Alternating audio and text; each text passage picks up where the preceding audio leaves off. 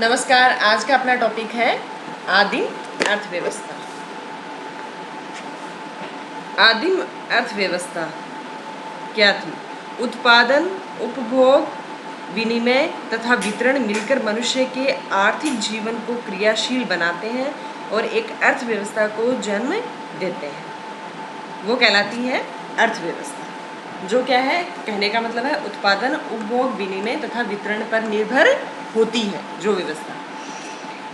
शारीरिक अस्तित्व को बनाए रखने के लिए मनुष्य के अपनी तीन मूलभूत आवश्यकताओं, जिन्हें कार्ल मार्क्स जो विद्वान हुए उन्होंने जीवन के आवश्यक भौतिक मूल्य को जुटाने के लिए प्रयत्न करता है। ये मूलभूत आवश्यकताएं क्या होती है सभी को पता है, भोजन, वस्त्र और निवास।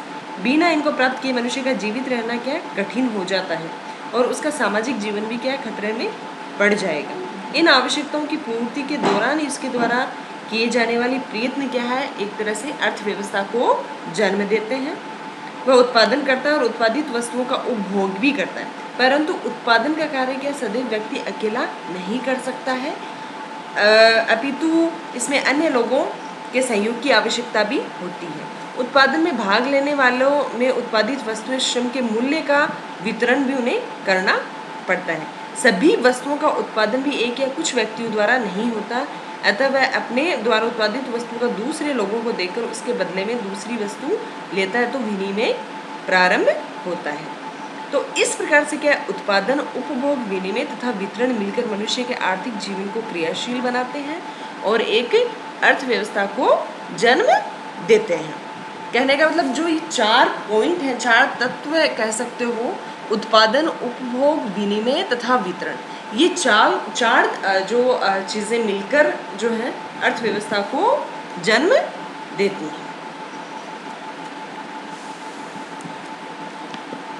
आदिम अर्थव्यवस्था के बारे में हम चर्चा कर रहे हैं कि भी आदिम अर्थव्यवस्था किस प्रकार की है, या कह सकते हो कि भी आदिम जो अर्थव्यवस्था है वो किस पर पूरी तरीके से निर्भर है, किस उसकी क्या क्या विशेषताएं हैं। तो हम विशेषताओं के बारे में चर्चा करेंगे। पहली विशेषता इसकी दे रखी है, इसका जो तकनीकी ज्ञान होता है वो उसका स्तर बहुत ही निम्न है। अनुकूल जलवायु, वनस्पति और प्राकृतिक संसाधनों की प्रचुरता होने पर भी साधनों की क्या सीमितता के कारण एवं ज्ञान के अभाव में उनका सीमित लाभ ही जो है आदिम लोग उठा पाते हैं। कुदाल, तीर, धनुष, मछली पकड़ने, जाल, फंदे से ही अपने उत्पादन का काम वो करते हैं। प्रतिदिन या मौसम पर जो भर खाद्य संग्रह में लगे रहना, अधिकांश समय कठिनाइयों का सामना करना और भूख के खतरे का बने रहना आदिम अर्थव्यवस्था की मुख्य लक्षण है। नेक्स्ट है कि लोग भविष्य को के लिए बचा कर रखने जो है उसके संग्रह की प्रवृत्ति से क्या है मुक्त होते हैं। यदि वे कुछ एकत्रित भी करते हैं तो उसे लंबे समय तक वो सुरक्षित रखना उनको वो नहीं जानते, ज्ञान के अभाव में वो उसकी कह सकते हो सेविंग नहीं कर पाते हैं।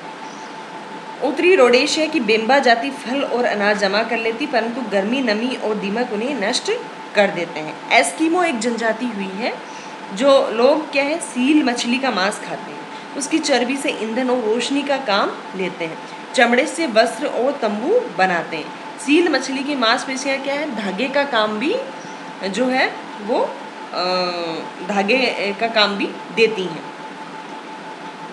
एक सूडान, दक्षिणी सूडान के पशुपालक जनजाति हुए न्योर, नाम भी सुना होगा आपने काफ़ी, न्योर पशुओं की सहायता से अपनी आवश्यकताओं की वो पूर्ति करते हैं।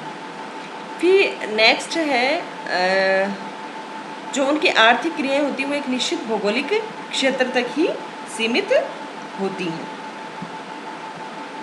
यातायात के साधनों के अभाव के कारण मुख्य रूप से ये उनके सामने स्थिति आती है। यातायात के साधनों का अभाव होने से वो जो उनकी आर्थिक क्रियाएं बहुत नज़दीक या आसपास के एरिया तक ही सीमित हो पाती हैं। इसके अलावा जो है मुद्रा और बाजार की व्यवस्था भी नहीं होती और नहीं कोई बैंक और साख आदि की सुविधाएं होती हैं। अधिकांश उनका विनिमय वस्तु विनिमय के रूप में ही प्रचलित है, इसलिए उनमें व्यापारी, दलाल, प्रतियोगिता व एकाधिकार आदि का क्या होता है अभाव होता है। फिर नेक्स्ट है कि उत्पादन जो है वो सामूहिक रूप से ही होता है। उत्पादन जो करते हैं है जनजाति, जो जनजातियां हैं या आदिम लोग, उनमें क्या है, एक निजी व्यवस्था की भावना नहीं होती है कि भी हम निजी कोई संपत्ति कर लें, इकट्ठा कर लें, ऐसी उनमें भावना नहीं होती है। तो इस तरह से जो है उनमें एक तरह से क्या है, मुनाफाखोरी की प्रवृत्ति नहीं पाई जाती है। मुनाफाखोरी की प्रवृत्ति जहाँ होगी वहाँ पे क्या है, संपत्ति की निजता की बात आ जाती है, संपत्ति की संग्रह की बात आ जाती है। तो उनमें शुरू में हमने पढ़ा कि भी संग्रह करने की उनकी प्रवृत्ति नहीं होती है। संपत्ति एक तरह से सामूहिक उत्पादन और सामूहिक अधिकार वाली बात होती है। इसके बाद में जो है वो है कि विनिमय पर बल कम दिया जाता है, क्योंकि सामूहिक रूप से जो कुछ उत्पादन किया जाता है उसका समान वितरण कर दिया जाता है। फिर नेक्स्ट है कि आर्थिक और सामाजिक संबंधों में जो है वो कोई भेद नहीं होता है। आर्थिक सामाजिक कई राजनीतिक क्रियाएं त्योहारों एवं उनसे मिली जुली ही होती हैं। नेक्स्ट है उत्पादन के दौरान जो है वो धार्मिक और जादुई क्रियाएं की जाती हैं। उनका विश्वास होता है कि जादुई क्रियाओं व धार्मिक क्रियाओं से उत्पादन बढ़ता है तथा आर्थिक कार्य में सफलता मिलती है। ट्रोप या अंडा द्वीपवासी मछली मारने व शिकार पर जाने से पहले अनेक धार्मिक व जादुई क्रियाएं करते हैं और उन्हें गहरे समुद्र में क्या मछली मारने में सहयोग प्रदान करते हैं। कृषि करने वाली जनजातियां फसल बोने व काटने के समय भी इस प्रकार की क्रियाओं का सहारा लेती है। उसके बाद में नेक्स्ट नवाचार और परिवर्तन कम।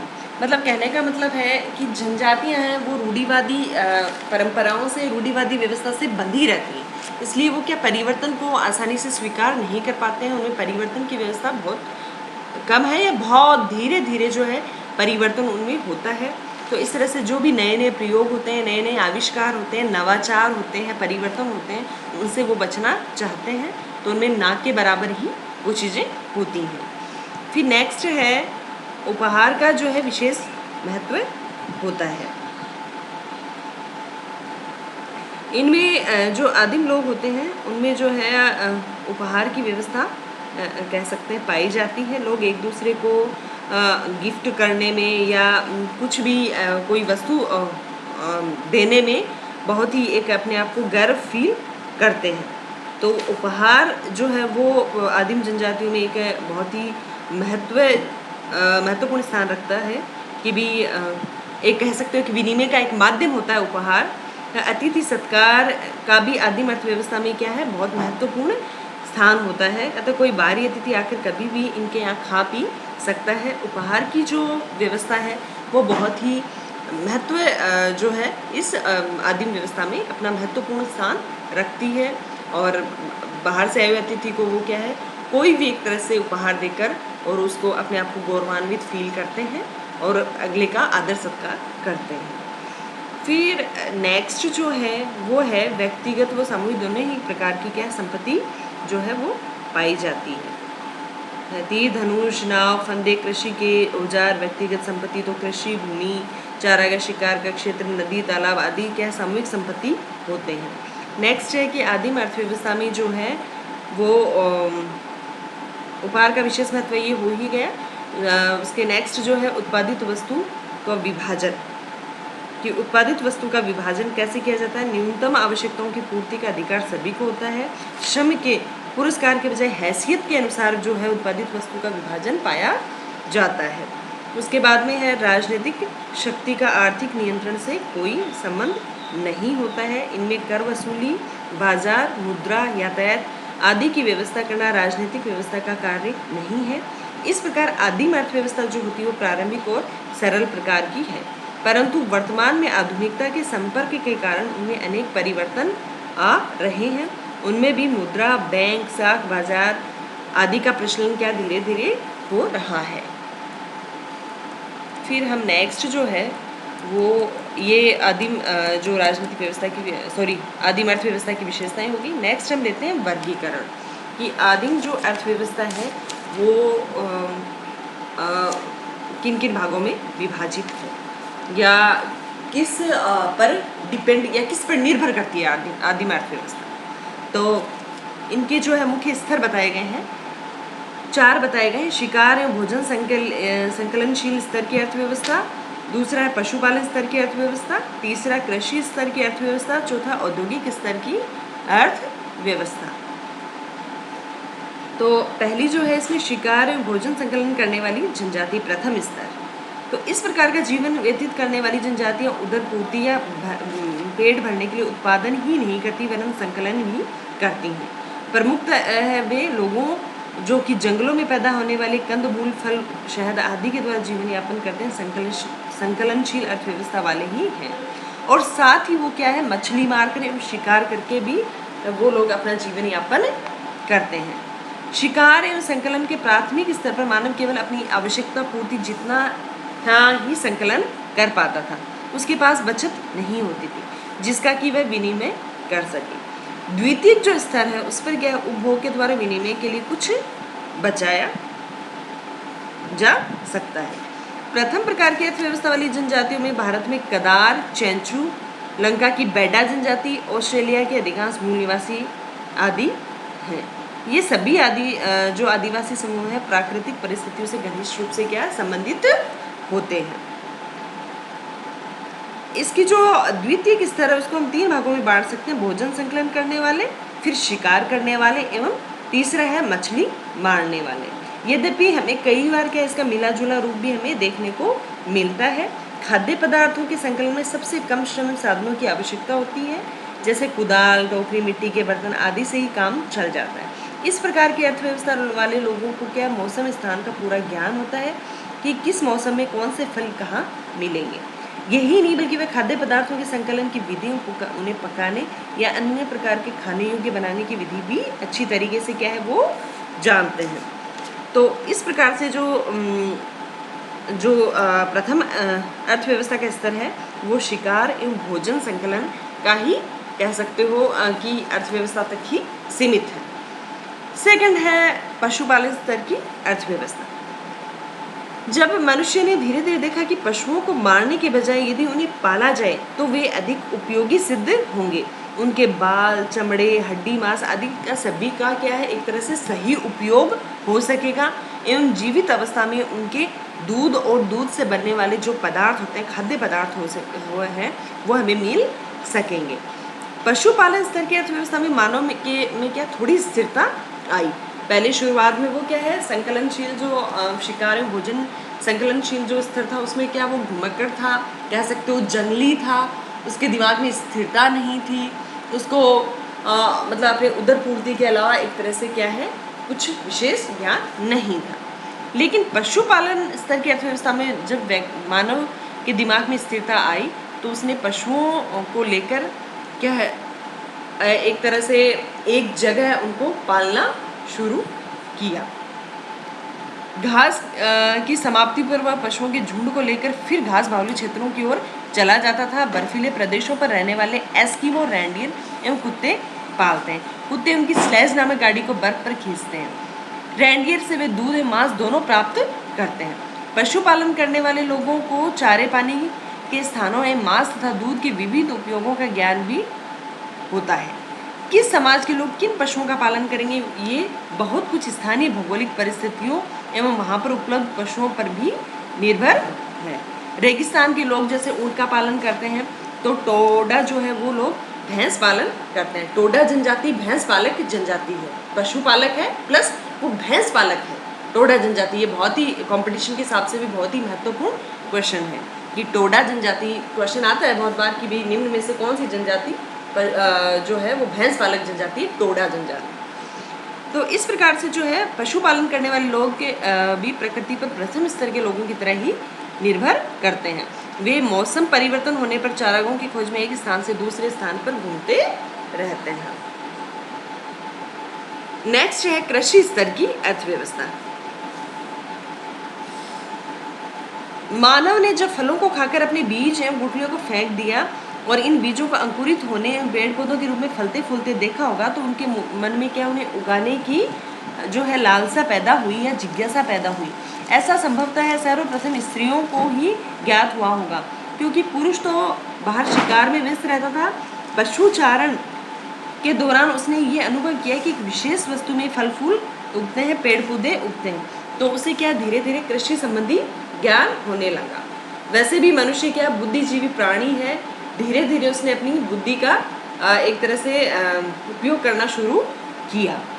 पशुचारण की उसने अनुभव किया कि एक विशेष ऋतु में फल फूल लगते हैं, पेड़ पौधे लगते हैं, तो उसे क्या कृषि संबंधी ज्ञान होने लगा।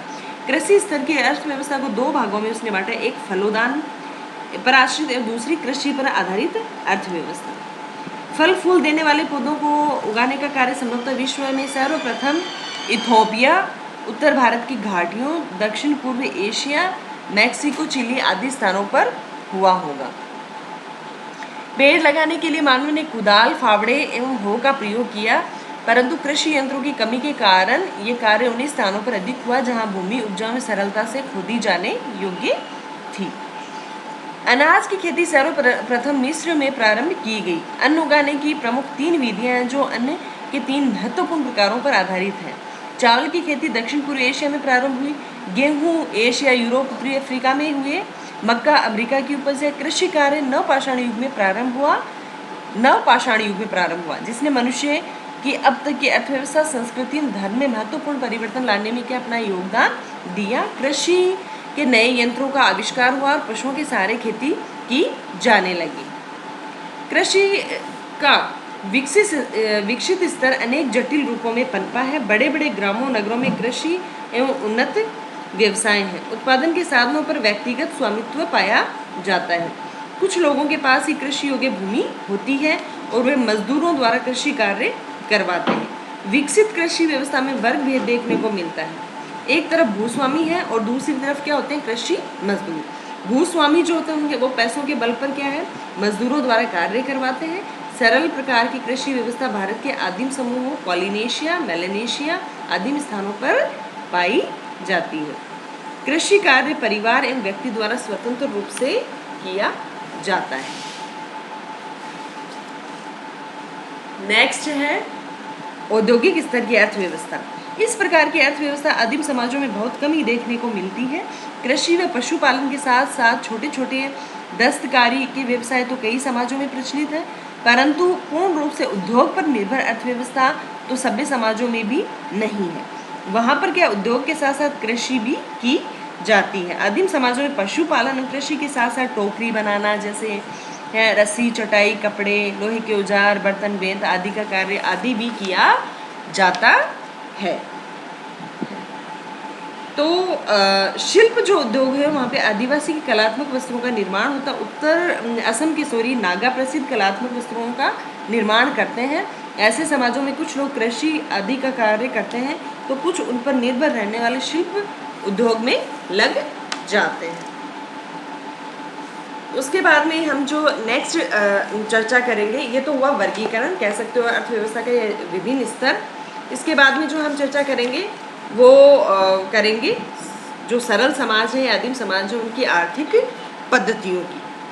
तो जनजातियों में उपहार विनिमय, व्यापार के द्वारा वस्तुओं का आदान प्रदान होता है। जन्म, विवाह, मृत्यु आदि अवसरों पर क्या है, इनका विशेष महत्व होता है। जैसे ये विभिन्न आर्थिक पद्धतियाँ दी हुई हैं। पहली लाबोला दी हुई है। लाबोला के अंतर्गत क्या होता है कि जो वर पक्ष होता है उसकी ओर से वधू पक्ष को क्या है, भेड़े, कंबल एवं पशु आदि दिए जाते हैं। लाबोला जुटाने में एक परिवार यदि अक्षम होता है या सक्षम नहीं होता है तो उसके अन्य रिश्तेदार भी सहायता उसे प्रदान करते हैं ताकि वो क्या है